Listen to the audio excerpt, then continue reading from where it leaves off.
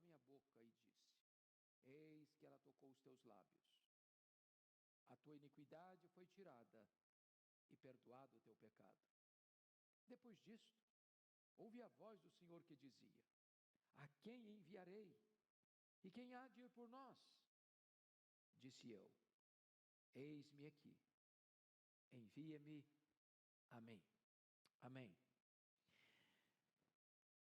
Bom, este homem chamado profeta Isaías era um homem da nobreza.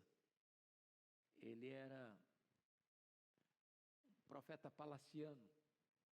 Ele era da aristocracia. E a vida dele mudou num tempo de crise. As crises vêm, via de regra, para ser um divisor de águas na nossa história. Ele começa a seu ministério através de uma visão que tem. E essa visão mudou a vida dele. Nessa visão, ele recebe o chamado. E era um tempo difícil, de muita crise. E eu gostaria de, brevemente, situar este homem no seu tempo, no seu espaço, para nós tirarmos daqui algumas lições. Primeiramente, era um tempo de crise política sem precedentes, porque já estava no trono, reinando em Judá, em Jerusalém, há 52 anos, o rei Uzias, um dos homens mais piedosos, um homem que alcançou riqueza, se fortaleceu, e com a morte dele a crise chegou, porque depois dele homens maus vão governar Jerusalém, como Acais, como Manassés, e a nação vai entrar uma espécie de colapso político. Se não bastasse essa crise política, Deus levanta para disciplinar o seu povo, Rezim, rei da Síria, Peca, rei de Israel, para guerrear contra o reino do sul. E esse reino do sul, vivendo acossado, encurralado, corre atrás da Síria, que era a grande potência da época, para buscar ajuda. E para receber essa ajuda tiveram que pagar pesados tributos. E então o povo começou a trabalhar à meia para pagar tantos impostos, tantos tributos. De repente esta Síria, onde foram buscar ajuda, começa a se voltar contra o reino de Judá. E agora Judá corre atrás do Egito para se livrar da Síria, tendo que pagar mais tributos, mais impostos. E o povo começou a ficar sobrecarregado. Nessa conjuntura de pobreza, de crise interna, de crise externa, começa a gerar uma espécie de aproveitamento da crise, a ponto de homens comprarem casa a casa, campo a campo, se tornando os únicos senhores da terra. Daqui a pouco, os legisladores começam a decretar leis injustas para oprimir o povo. Isso vai desembocar numa grande crise moral, a ponto do povo inverter valores, chamando luz de trevas, trevas de luz, doce de amargo, amargo de doce. A coisa estava de ponta cabeça, às avessas. Se isso for levado para o campo espiritual, era pior ainda. Ele começa a profecia dele dizendo que o povo de Deus, Judá, era pior do que os animais irracionais, porque o boi conhece o seu dono, o jumento conhece a pessoa que lida com ele na manjedoura, mas Judá não conhecia Deus, o seu Deus. Então é uma época de crise, e agora, mais do que isso, uma época de luto nacional. Uma época em que Judá tinha perdido o seu grande monarca, o rei Uzias. E nessa crise é que a Bíblia diz que Isaías vai ao templo. E ao chegar no templo, ele tem uma grande visão. Irmãos, não há nada místico no templo, mas é muito importante quando alguém passando uma crise, em vez de se voltar contra Deus, virar as costas para Deus, ou se insurgir contra Deus, ou ficar amargo com Deus, ou até mesmo descrer da realidade de Deus, nesta hora você entrar na casa de Deus. Foi o que aconteceu com Asaf. Ele estava numa grande crise existencial, e ele estava invejando os ímpios, a prosperidade dos ímpios. Ele chegou a pensar que não valia a pena ser crente, não valia a pena ser piedoso, lavar as mãos na inocência, até que ele entrou na casa de Deus. O nevoeiro saiu, a luz chegou, o entendimento veio, a compreensão tornou-se mais lúcida, e ele então compreendeu que ele sim era um homem muito privilegiado. Apesar das lutas, ele tinha Deus como a sua herança, ele tinha segurança espiritual.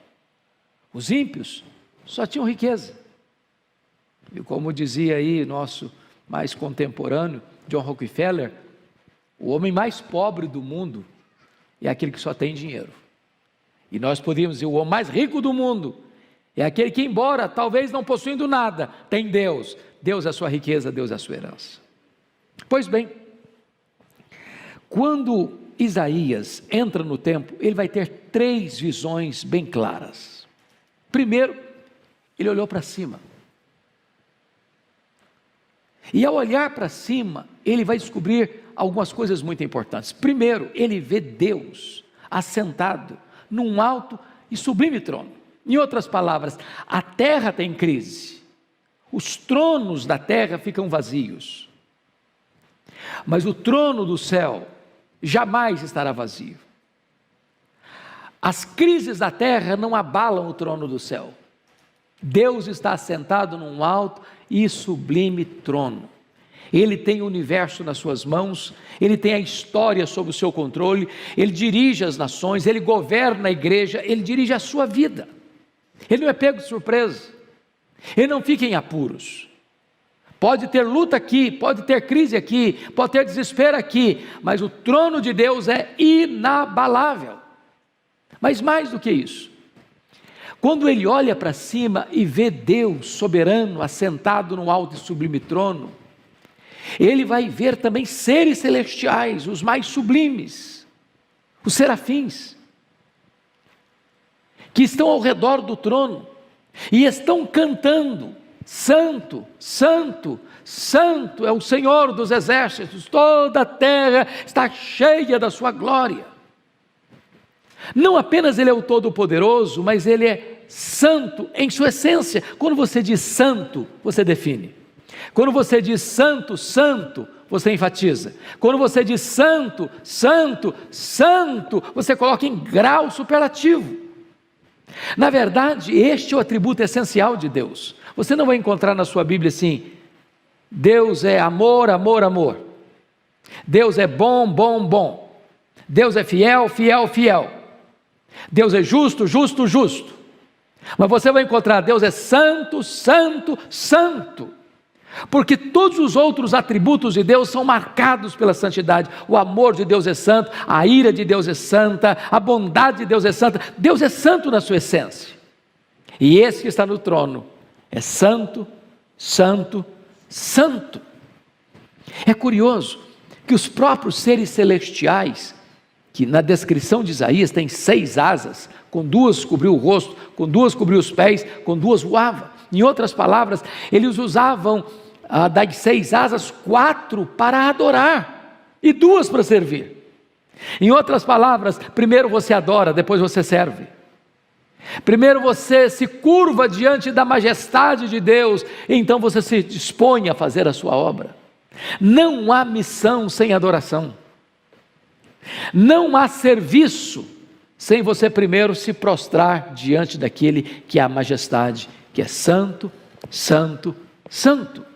Mas eles proclamam mais, não só quem Deus é, mas eles proclamam também o que Deus faz. Ele é o Senhor dos exércitos e toda a terra está cheia da sua glória. Você pode ver a glória de Deus estampada no sorriso de uma criança, no perfume de uma flor, no mistério de uma gota de orvalho que não há nenhuma parecida com a outra. Cada gota de orvalho é única e singular, como as suas digitais. Quando você olha, toda a terra está cheia da bondade de Deus, toda a terra está cheia da glória de Deus, as digitais do seu Deus estão presentes em cada lugar que você olhar. E a primeira coisa para resolver as nossas crises interiores, meus amados, é saber quem Deus é, e saber que Ele está no trono, e saber que o seu trono nunca vai ser abalado, e saber que Ele está no controle de tudo, e saber que Ele jamais perdeu as rédeas da história, saber que Ele reina, e que a nossa vida está nas mãos dEle. Mas agora Isaías vai ter uma segunda visão. Em vez de olhar para cima, ele olha para dentro. E quando ele olha para dentro, ele solta um ai de angústia, de dor. É o mesmo ai de uma mãe que chora pelo luto de um filho único. Ai de mim, estou perdido, porque eu sou um homem de lábios impuros e habito no meio de um povo de impuros lábios. Os meus olhos viram o Senhor dos exércitos. Até então Isaías estava distribuindo ais para muitas pessoas, para os avarentos, para os beberrões, para os iníquos, para os moralmente depravados, para os arrogantes, para os farristas. Até então ele está olhando o erro de um, o pecado do outro, a iniquidade do outro, e ele está olhando o cenário à sua volta, está tudo maculado, manchado, corrompido. Mas quando ele vê Deus na sua santidade, na sua glória, ele não consegue olhar mais senão para dentro dele mesmo e dizer: ai de mim, Senhor, ai de mim, Senhor. Eu estava fazendo uma mentoria hoje, no curso de pregação de manhã e à tarde, e uma pergunta foi feita: como é que eu posso olhar para dentro de mim mesmo, se não é um perigo olhar para dentro de você mesmo e cultivar uma espécie de soberba, de arrogância, de altivez? A minha resposta foi o seguinte: bom, é impossível alguém conhecer a Deus e ser arrogante. Quem pode ficar de nariz empinado na presença daquele que é o todo-poderoso Deus e é santo, santo, santo? Quem pode ficar de peito estufado igual um pavão diante de Deus? Se os mais sublimes seres celestiais na presença dele cobrem o rosto, cobrem os pés. Quando você está na presença de Deus, a sensação que você tem é a de Jó: Senhor, eu te conhecia só de ouvir, mas agora os meus olhos te veem, e por isso eu me abomino no pó e na cinza. Quando você contempla quem é Deus, a sensação que você tem é a sensação de Pedro: afasta-te de mim, Senhor, eu sou um pecador. Quando você contempla a glória de Deus, a sensação que você tem é a sensação de Paulo: miserável homem que eu sou, quem me livrará do corpo desta morte, ou da morte deste corpo? A sensação que você tem é a sensação de Isaías: ai de mim, Senhor, ai de mim. Não tem como ficar de nariz empinado, não tem como. Agora, é curioso que Isaías, ao reconhecer o seu pecado, ele destaca o pecado da língua. Ele podia dizer outras coisas, mas diz: ai de mim, porque eu sou um de lábios impuros. E talvez, meus irmãos, um dos pecados mais complicados da nossa vida é exatamente o pecado da língua. É por isso que Tiago diz que se você domina a sua língua, você é um perfeito varão. Aliás, Tiago diz que o homem, com a sua capacidade, com o seu engenho intelectual, ele é capaz de domar feras, domar tudo. Doma leão, doma urso, doma as feras do campo. Mas a fera mais peçonhenta e mais perigosa do mundo é aquela fera que se esconde na toca atrás dos dentes. O homem não consegue domar. Às vezes dos nossos lábios emanam palavras chulas, sujas, vergonhosas, desastrosas, maledicentes, cheias de veneno. E talvez Isaías não tivesse percepção, noção de quão pecador ele era, até que viu a Deus na sua glória. Ai de mim! E a primeira coisa que eu chamo a atenção dos meus irmãos é que a consciência de pecado precisa nos levar a esse sentimento de tristeza, de dor, de angústia. Como uma mãe que chora pela ausência do filho único. Ai de mim, eu estou perdido. Mas note vocês outra coisa maravilhosa nesta visão de Isaías, é que se ficasse apenas na visão da consciência do pecado, isso poderia levá-lo para um poço de culpa e de angústia. Talvez, como alguns hoje usam o termo, levar Isaías ao desespero do remorso, que leva, inclusive, ao suicídio. Mas louvado seja Deus, ao ter percepção do seu pecado, está registrado que um dos serafins voam para ele, arranca lá do altar, que está em chamas, queimando o sacrifício, e tira uma brasa.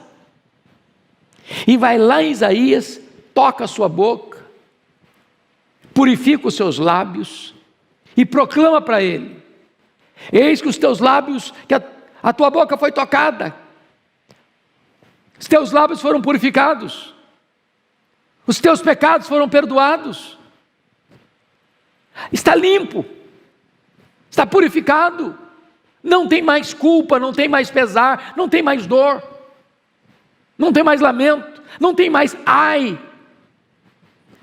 Isso é maravilhoso, porque tantas vezes nós também gememos debaixo da canga do pecado, do chicote da culpa, do tormento das nossas iniquidades, que são tantas. Precisamos do perdão, precisamos da cura, precisamos da restauração, precisamos que a nossa consciência seja liberta desse azorrague impiedoso da culpa que nos fustiga.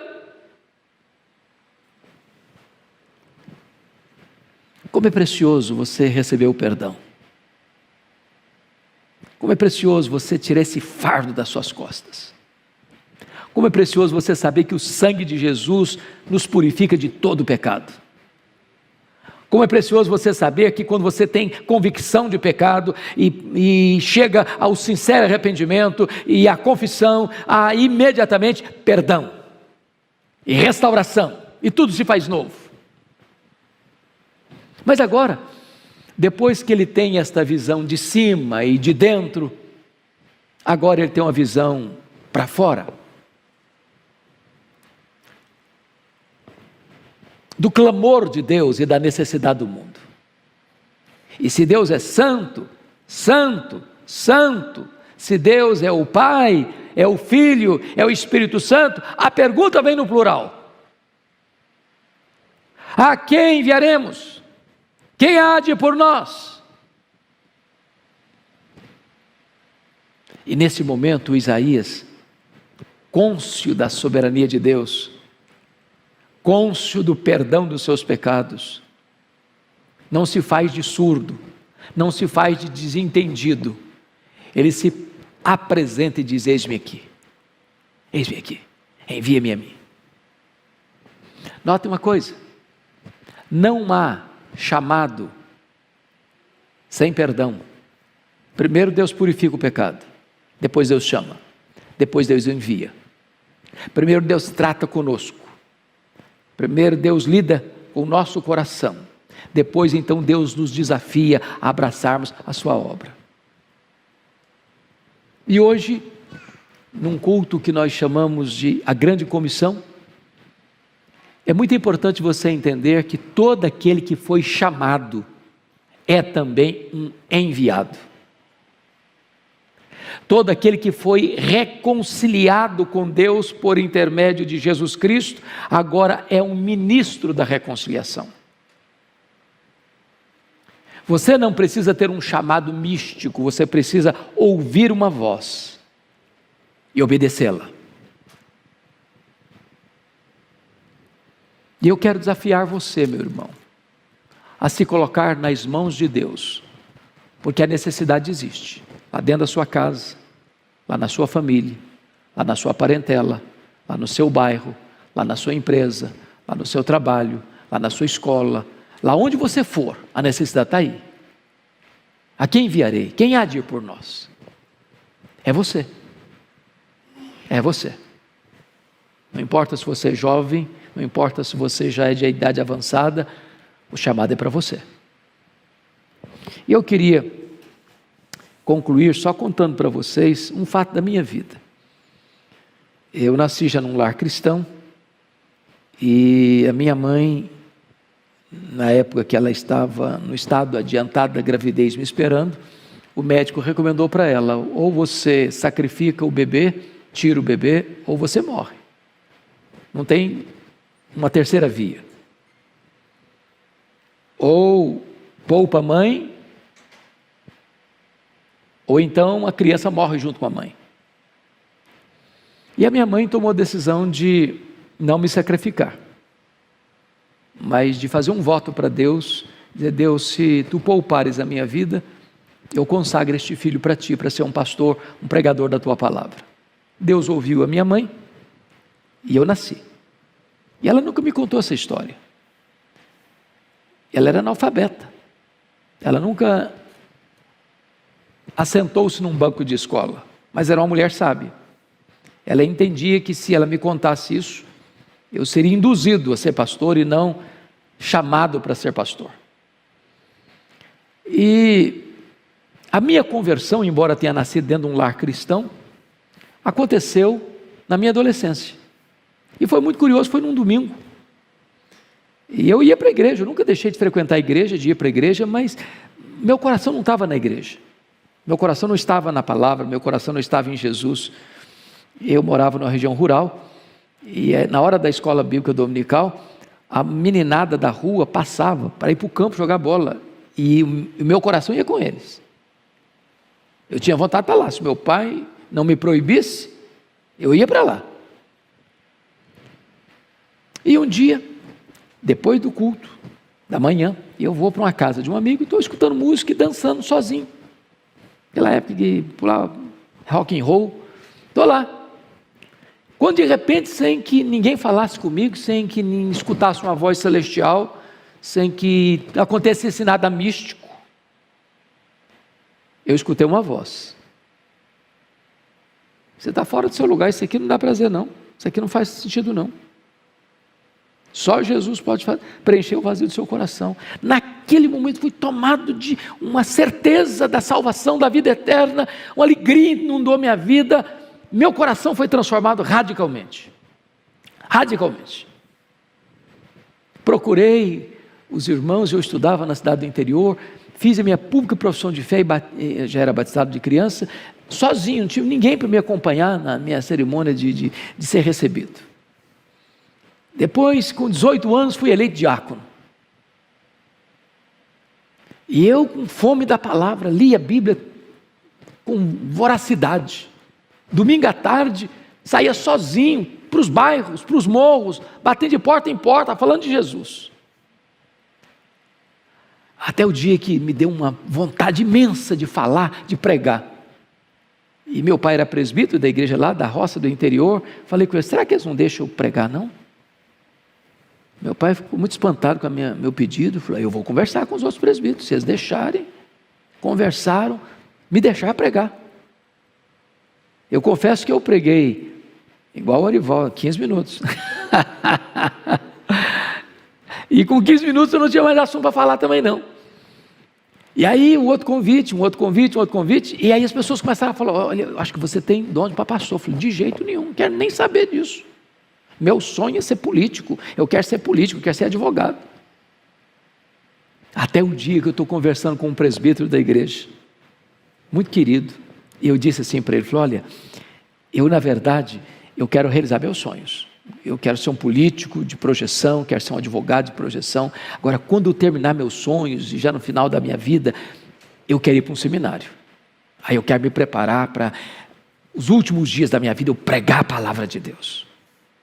Esse homem botou o dedo no meu nariz, com muita coragem e com muita autoridade, disse: você está querendo dar as sobras, o resto para Deus. Deus não é Deus de sobra e nem de resto. Deus quer você hoje, Deus quer você agora, com a sua juventude.